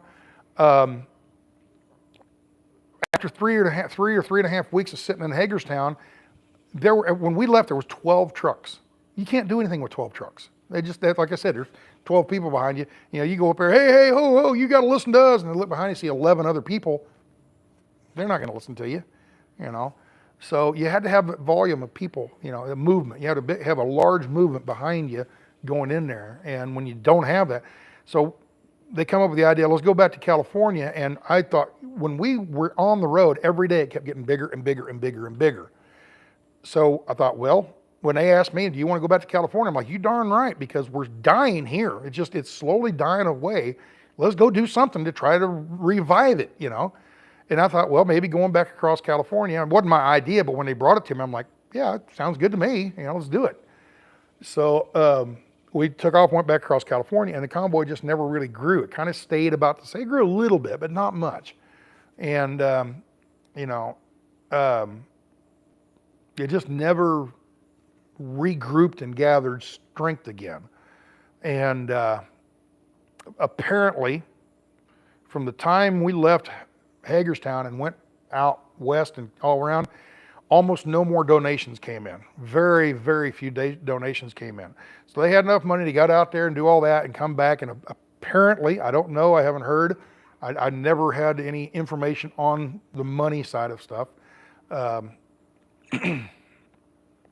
apparently they were getting low on funds as they were coming back to Hagerstown the second time. And they started asking for money. Now, Santa, and this is the way I understand it, this is what I was told, this is the way I understand it, okay? Santa was the one, I mean, I heard him on the radio. I was right behind him when he hollered and said, hey, I just got off the phone with somebody, and we've got a place to land in the DC area, and we're going to need $15,000 for that. Okay, so $15,000 to secure 1 month worth of stay. That was at the place they're at now, that Bunker Hill place. Okay, that's what he was talking. He didn't say that, but that's what he was talking about.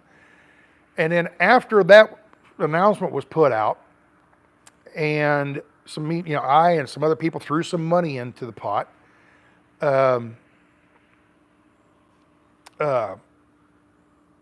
The Convoy organizer, which Santa was never an organizer. He led it toward the end there, but he was never an organizer. The organizers decided, nope, we're not going to go to that Bunker Hill place. We're going to go back to the racetrack. Why that decision was made, I don't know. You guys probably know better than I would do. But they decided to go back to Hagerstown. Well, the way Hagerstown worked is we showed up, and then after we were there, she sent a bill to you, and the Convoy paid her. Okay, but she had to send the bill first. So we showed up, we were there for 1 day, and 2 days, I guess. We got there on Tuesday night, so we were there Wednesday and Thursday, and then on Friday, so 2.5, 3 days. 3 days later, they say, oh, all right, the convoy itself is over, okay? And you all go down to the DC or do whatever you're going to do, but the convoy itself is finished. You guys carry on with whatever you want to do. And people lost their minds, okay? And I understand the way it was presented. Marcus didn't present it very well. He come out and just kind of on his phone, we at the convoy do not want to be a part of this, blah, blah, and he read it real cold, And if he'd have went on just to explain things just a little bit, and then, okay, here's the official statement, and then read it, and says, now what that means is the People's Convoy is over. At this point, you guys go and do what you want. We've got you here, now you go do what you want. He could have explained it a little bit better, and if that was the case, maybe people wouldn't have went off their rocker. But if you can go back and watch some of the videos, I still have no idea who the woman in red is. There's a woman that had a red shirt on, and as soon as that statement was read, people started turning and walking away, and she started, I don't know who she was. I've never seen her. I was in the convoy for, at that point, 2.5 weeks, or 2.5 months, okay? And I had never seen that woman. Now, maybe she'd been there, and I just never noticed her. But she went, stirring shit up, and got everybody all riled up, okay? And then Joe got all riled up, and a bunch of other people got riled up and everything. And justifiably so, I suppose, because it wasn't explained well. So, you know, it was just an unfortunate day. It really was. It was just a very unfortunate day. And that's the other thing. They said, hey, you guys can stay here for 7 days. And they all packed up and left that night. That moment, they packed up and all left. Went down to Home Depot parking lot and you know, went back down there and you saw it. I don't know what word you want to use. Regrouped, cried, and bitched and moaned, or whatever word you want to use there. But they went down to, why not just stay at the racetrack? She said you could stay there for 7 days, and the convoy was willing to pay for those 7 days. Okay, now where's the $15,000? Well, the convoy never asked for the $15,000. Santa asked for the $15 for the convoy, but the convoy never actually asked for it, okay? So, a lot of misunderstandings is what it was. A lot of people, too many people trying to do things on their own, and it all got confused. Well, where did $15,000 go? Well, who said they ever raised $15,000? I know they raised $2,400, $2,600 that I put into it. I know there was that much money in there. Past that, I haven't. And then somebody says, well, no, they got a $10,000 donation. That was after the fact. That was like the next Saturday or Sunday after the Friday debacle day. So I don't know, you know. And then, does that mean that the money that was raised in the last few days of the convoy was stolen? No, it's still sitting in the bank. Okay, it's still sitting in the bank somewhere. Okay, and I haven't watched it. I don't know what's been going on in the last week on all of that, so I don't know. But I'm sure when they come out and they audit everything and show that blah, blah, blah. Yeah, okay, I'm getting to that. Law enforcement told them to leave. Okay. Anyway, the money, the last bit of money that went into the convoy through the regular channel website donations, that all came in, and I'm sure it's still sitting there, okay? And just like every movement, every event like this, whatever word you want to use, they don't use all the money at the end. There's a political campaign. Somebody's running for Congress or a dog catcher or whatever. They might not spend all the money in their coffers, okay? They raise $10 million. They might spend $7 million. They get $3 million left over. That just stays in the coffers until that person runs again for another office, okay? Or another term or whatever, okay? So it just stays there. So that money's probably just still sitting there. I don't know, okay? Now, what do they do with that money? Maybe it just sits there for a while until another movement comes along, and then the People's Convoy either makes a new convoy, or they go, that group over there, they look like they're doing pretty good. We've still got $200,000 left in our coffers. We donate that $200,000 to that movement, convoy, whatever, okay? And that's up to the organizers of that. I'm not involved with any of that, so I don't know. But it just seems like there was a lot of, too many things going on all at one time, and too many people talking about one thing when it's actually another thing, and another thing which is actually this. $15,000 wasn't for the People's Convoy. $15,000 was raised for Santa and his, because Santa at the time thought they were going to go down to this other place called Bunker Hill, okay? So yeah, there was some mix-up of money somewhere along the line. Was it malicious and mean? I like to think the best of people. I don't think there was. Tyler Lee hit up Marcus. He will Don. I don't know. Yeah, it was a legal 501c3, and government regs require an audit, which doesn't happen overnight. Right? I mean, people were like, this happened on Friday, and everybody by Saturday or Sunday, we want an audit right now. Well, audits take time, you know. First they got to find somebody to do it. They come in and they do an audit, okay? They show where all the money is and where it was spent and whatever. And if there's a discrepancy, that will come out eventually, and somebody will be in trouble for that. Or no money was, all the money was accounted for. There's all these receipts, everything that was in there, there's receipts for, and we're good to go. And we're off by 35 cents, okay? And nobody gets in trouble for it because nobody was malicious about it, right? So I don't know. That's still got to come out. I don't know. So, and I guess Joe said he was going to work on that once he got back to California. So I don't know. And Joe and I'm sure other people. Okay. Don't tell. Brian and Mike didn't tell participants the truth when they should have. They're just like politicians. Yeah, I guess, Shelley. I don't know. Brian and Mike. I like Mike a lot. I don't know where he went. I don't know what's happened to him. He's just out working and keeping a low profile, apparently. Brian is on Facebook pretty regular, I guess, talking about stuff. He got mad at me because of the way I brought stuff up. And I went in and apologized and set the record straight. I think we're okay there. I don't think he should be mad at me. I hope he isn't anyway.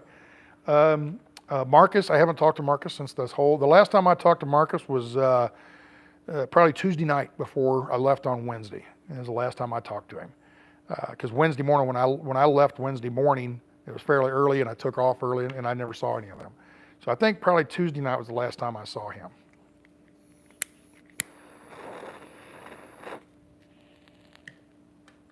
Something like that, I'm not sure. But I haven't called and talked to him since. I just leaving it alone. Let other people deal with that. And if I called him, he probably wouldn't answer the phone right now anyway. We're losing subs. Why? I don't know. Are we losing subs? We're 624, 625. So, subscribers? I don't know. Yeah, I went up to 127,000 and it's down to 124 now. So I've lost about 3,000 subs in the last month or so, but I gained 70, in about 2 weeks. Okay, so I'm sure there's a lot of those people that I want to watch Convoy, and he's not talking about Convoy stuff anymore. He's back to trucking and all whatever, and they're not interested, so they unsubscribe. That kind of, people subscribe and then unsubscribe, and then the thing is, what you want 500 people to subscribe and 200 people to unsubscribe. So a net gain of 300. So right now we got a huge influx there during February and early March, and I did, the channel did. Got this huge influx, and out of that 70,000, and I lost 3,000. I'm okay with that. I still got 67,000 new subscribers, so I'm okay with that. Mike just disappeared. I don't know if he just disappeared. I think he just went back to work, and he's just why even talk about it? He just wait until it all comes out, and we'll talk about it later. I don't know. Now I don't think anything, but I hope Mike and Brian weren't involved in any dishonesty anywhere. I don't think they were. I sure hope they weren't, but I don't know. I like to think the best of people,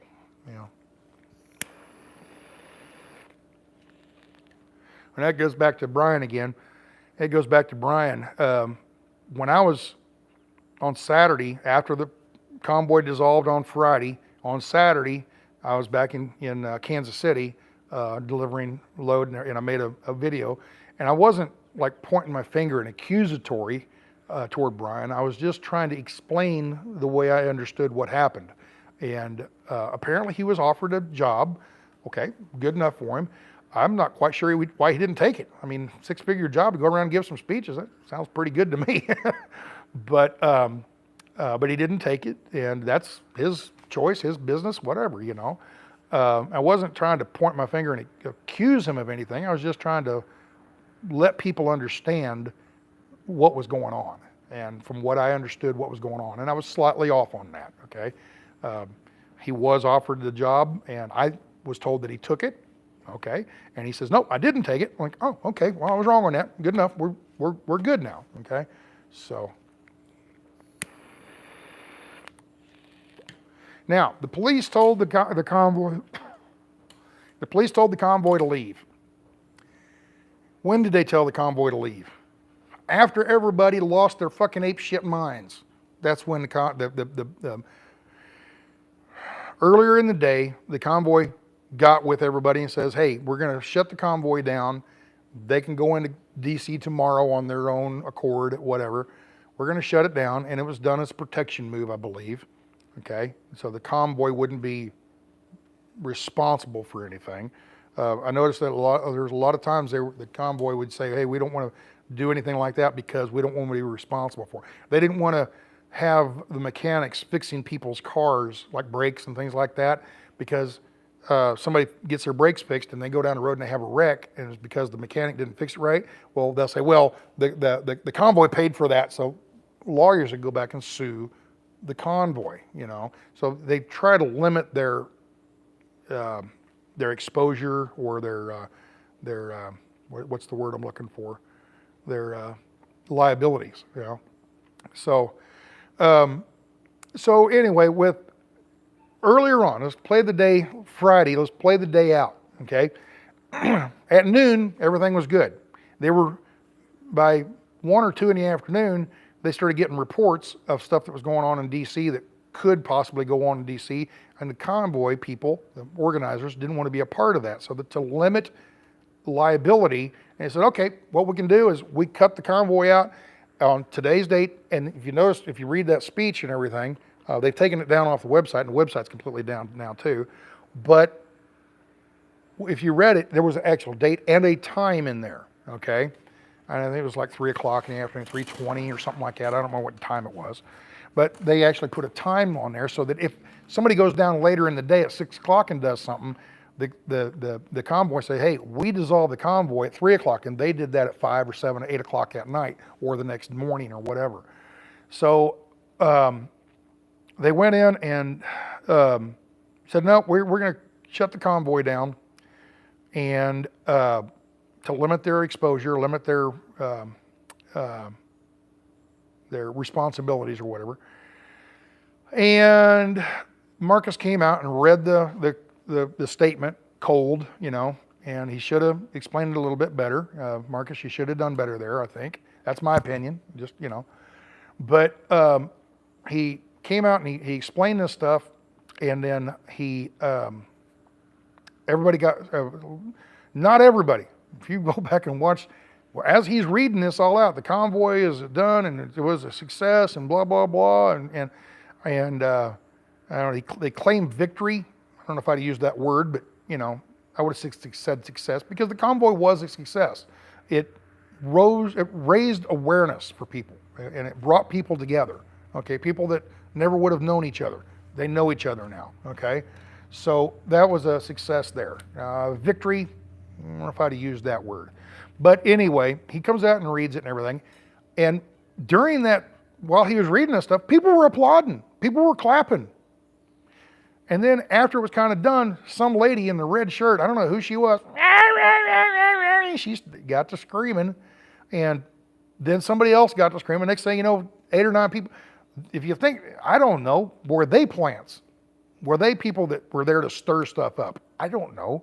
But they saw the opportunity or whatever and started stirring stuff up. And that's when people started getting upset. At that point, Lisa, the gal that runs the track, that owned the track and the parking lot and everything, she was okay with them staying there for 7 more days. But then everybody started getting all screaming and hollering and screaming and hollering, and I'm sure she's sitting over there looking and going, man, I don't need this. I really don't need this. So whoever called the cops, I'm not sure who called the police, but somebody called the cops. The cops show up. It was the local police and the State Highway Patrol, I believe.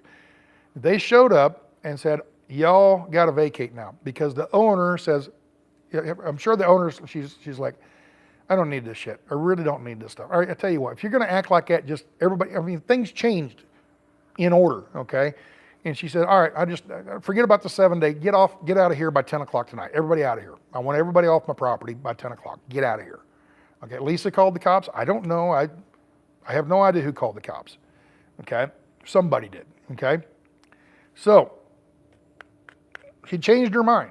She earlier in the day, yeah, you can stay for 7 days, no problem. You know, and I'm sure the convoy would have paid it. But 7 days, and you guys figure someplace else to go, and you got time to do it. But then things changed, and she's sitting there watching everything deteriorate, and she goes, you know, I don't need this headache in my life. Get out of here, okay? So she told everybody, told the police, get them out of here. They got to be vacated. So the cops came out and told everybody they had to leave. No, she said we could stay here for 7 days. Now you're kicking it up because of your behavior, And I'm not saying everybody was bad. It was just from Lisa's point of view. Okay, you got to put yourself in everybody else's shoes. Okay, from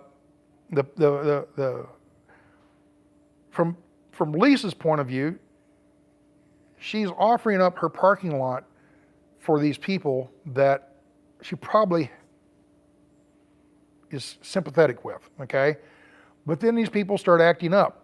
All right, well, forget this. I don't need the headache, okay? And Rose called the cops. I don't know. Maybe she did. I don't know. Lee Joe isn't they?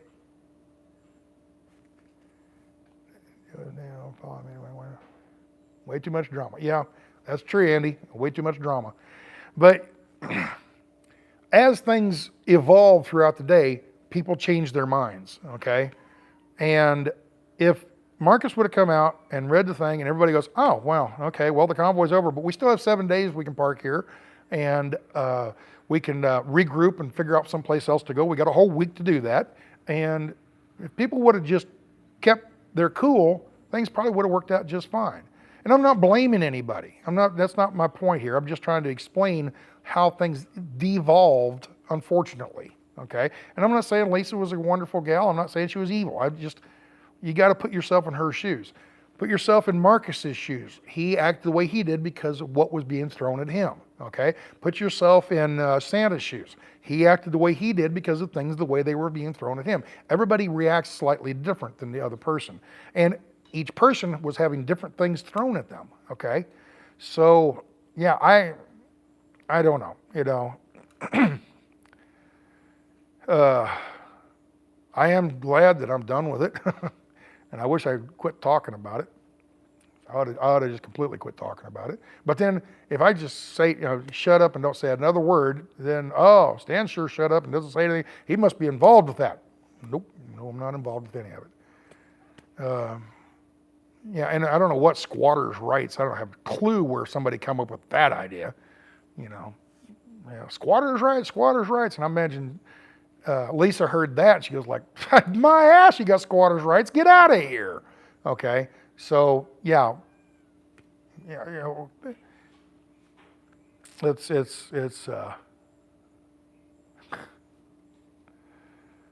well.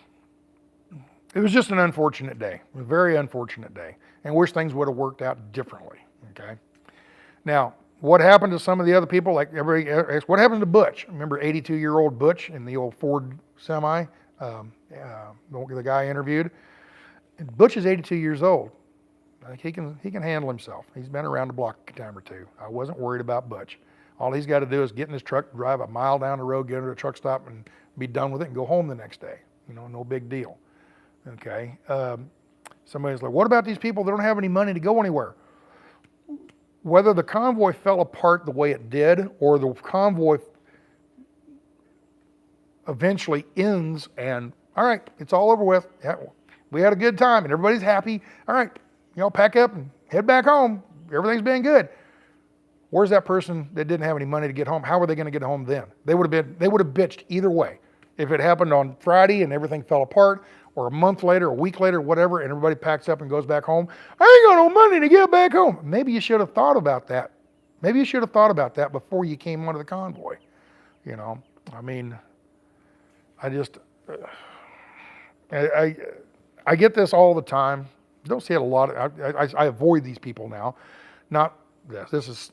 I avoid these kind of people now. When I go into a truck stop and I'm sitting there fueling and some guy walks up, hey man, I just need a little bit of gas because I run out of funds and gas and everything. I'm trying to get back home 2 states away, wherever you're at. You're in Tennessee and they're trying to go to Arkansas, or they're in Arkansas and they're trying to go to Tennessee, or something. They're always there. I need to get 500 miles down the road. I don't have enough gas. Can you give me money for gas? I call horse shit. I have never went on a trip. I've never went on a trip. And if you do go on a trip and you don't have enough money to get there and get back wherever you want, don't go on the trip, okay? Simple as that. I got to go see my aunt because she's got cancer and she's going to die and I need to go see her. If you don't have enough money to get there and turn around and get all the way back home, then don't go, make a phone call and say, I love you, but I can't make it, okay? Somebody said something about Bryant here. Yeah, we're talking about Bryant. Yeah, self-responsibility. Thank you. Wake-up call. Thank you. Self-responsibility. That's a good. Yeah, and that's it. That's another thing, Shelley. No, the convoy never said they were going to pay for anybody to come and go. The convoy was going to pay for fuel while you were in the convoy. Because when the convoys first started out, people would show up. I remember this. I remember certain people that were refunding money and everything. I won't say names, but different people. And they were in charge of reimbursing receipts. And they'd sit there and say, yeah, Joe Schmo showed up and he had receipts. He come from Georgia. He left Georgia and drove all the way up to Maryland and got here to the convoy. And he wants to be reimbursed for the gas to get from Georgia to up to here. We don't pay for that. Once you're here, we'll buy your fuel. But we're not going to pay for your fuel you bought down in North Carolina. We're not going to pay for that. We're not going to pay for the fuel you bought in Georgia. We're paying for the fuel in the convoy while you're in the convoy, And, so I don't know. Oh yeah, the convoy's paying for fuel. Not if you came from Washington State and drove all the way across country. That's on you. Once you get in the convoy, then they pay for the fuel, okay? And it's just people hear what they want to hear, I think, Let's see, man, they say how much they've taken in every day and they might miss it. They give them a break there.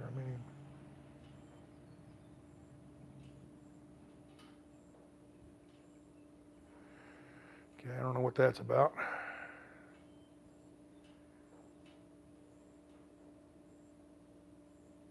They promised and they didn't deliver. What did they promise?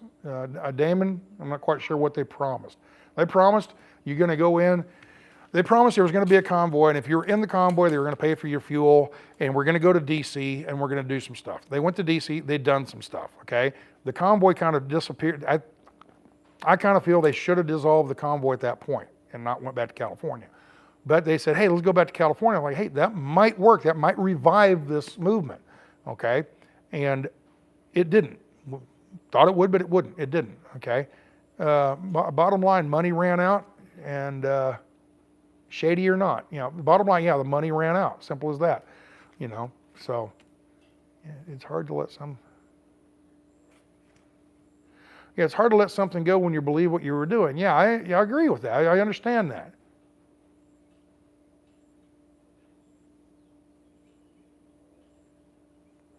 Chainsaw, how many times did the grandma die? What does that mean? Yeah, North Star, I can't slow the chat down because I don't have my computer up here up and running. And I'm probably going to shut this off here just a little bit anyway. So. Mike made a bad post on Facebook. He should have just stayed quiet. I don't know anything. I don't know what his post was. I have no idea. I don't follow this stuff anymore. Okay. What was the longest I've stayed out on the road working, but not during the convoy? 3.5 years. There was a time back in the 90s. I lived in the truck and I just ran no matter where I was at at home. It was a beautiful time in my life. I loved it. That would have been about the mid 90s. I lived in the truck. I didn't have any bills. I didn't even have a cell phone because cell phones weren't around back then. What few cell phones there were those big Nokia bricks, and nobody could afford the data or the time minutes and everything. So cell phones weren't really a thing. So nobody had cell phones back then. The rich people did, I guess, in limos. And they were car phones in their car. But nobody had cell phones back then, so there was no cell phone bill. I had no car payment. I paid insurance on my pickup, and that was it. And I fed myself. And I had no bills. I had no responsibilities. I just worked day to day. Got up in the morning in Omaha, Nebraska. I was at home because I was in my truck. And I'd drive to St. Louis, and I'm home because I was in my truck. My home was my truck. I was a turtle. I had my home on my back. And when I got out of the truck and went into the truck stop, I wasn't at home. I walk out to the parking lot, get in the truck, I was home again. So when you have that kind of mentality, you're home all the time. You're working from home, if you think about it. It's when you buy things like this, and now I want to go home to enjoy this. Now I'm in the truck, I'm out driving around. Your mentality changes, and now no longer home, okay? But yeah, for, 3 or 4 years, I suppose, I just lived in the truck and I was gone all the time. I had no home base. I had no, my driver's license was the company I work for. I used their address. I can't do that anymore because of the Patriot Act. Patriot Act, another bad thing. I said it again. Patriot Act was a bad thing that happened to this country. But yeah, I used to use a P.O. box for my driver's license. And then before that, I used the company I work for. I just used their address because I lived in the truck. Therefore, the truck was based at that address. That's my home address. So, but I lived in the truck. I was very, very nomadic. I just lived, I got in the truck, I drove and put money in the bank and spent it on the weekends and partied and had a good time. It was a really good time in my life. I really enjoyed it. And there's many times I wish I could go, why don't I just go back to that? But, but then again, this is nice too, so.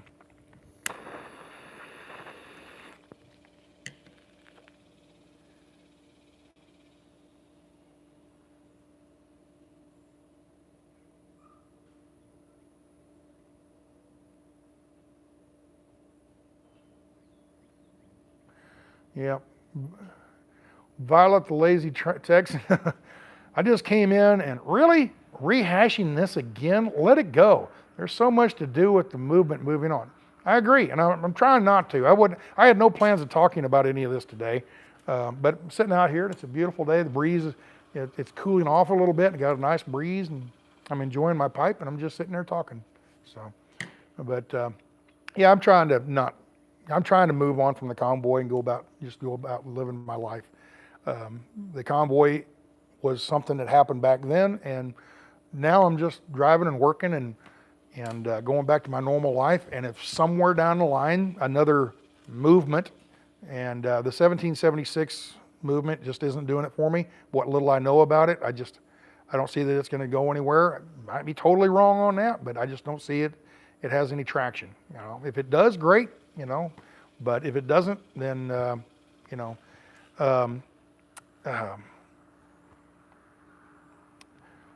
there got to be a lot of, I'd never even heard of the word grifting before. I'd never even heard of that word. But toward the end, there was quite a few people that were just grifting off the Convoy. They were there simply to get fuel and free food. There was quite a few, and I could point my fingers at a lot of them. And but then I get people accusing me of grifting. I'm like, no, I was up with the Convoy trying to promote it, using this. I was trying to use the YouTube channel to get it to grow again, and it just wouldn't grow. And by the time we got back to DC, it just hadn't grown. We went from 12 trucks, went all the way out to DC, California, turned around, come all the way back. We came back in with about 20. Okay, 20 trucks ain't gonna do it. 20 trucks and 30 cars just ain't gonna do it. And you go in and you start demanding stuff from DC and your congressman, you're going to listen to us. You better have an army of people behind you. I don't mean an army as far as armed and all that, but you ought to have a bunch of people behind you standing there going, yeah, listen to him. And you do what we want you to do. Don't really think about it. Somebody comes up to your house, there's one person knocks on the door and says, hey, you're going to do what we tell you. You're going to mow your yard or else. Get out of here. 5,000 people show up. Hey, you're going to mow your yard or else. Okay, maybe I better mow my yard. Okay, size matters. Did I just say that? But size does. When it comes to stuff like this, it does. You can't have a big movement with 12 people. You can't have a big movement with 20 people. You can't have a big movement with 50 people. Okay, you got to have a large group of people behind you, and even then, it doesn't always work. How many people were in the Tea Party? Okay, what happened to the Tea Party? It just dissolved, and nobody has something back in history now. But what really happened with the Tea Party? What did it change? I think it woke a lot of people up, and they voted, and they got a different group of people into Congress. but it didn't really change much because the new people that got in there were just as bad as the old people that got in there. Politicians. So.